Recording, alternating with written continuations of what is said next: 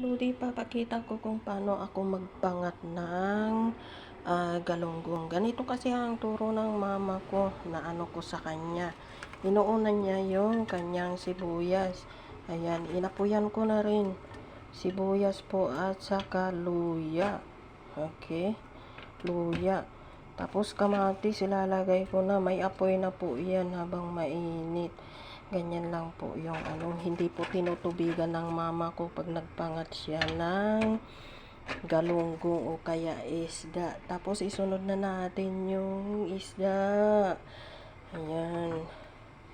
5 galunggong yan ilagay ko dahil ibibigay ko yung 3 kay bes ko. 2 yung sa akin. Kasi nag-iwan ako ng ipreprito. Ayan guys. Ganito po ako magpangat kinamatisan na galunggong. Tapos isunod natin yung kanyang pampalasa. Ang pampalasa ay parang magic sarap din sa atin. Binili ko yan. How ang pangalan yan. Tapos lagyan ko na ng patis. Magtutubig po kasi yan.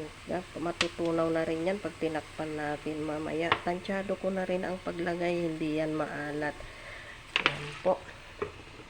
Tapos ilalagay ko na yung kanyang okra sa ibabaw. Hayaan na natin maluto dyan. Ganyan lang po.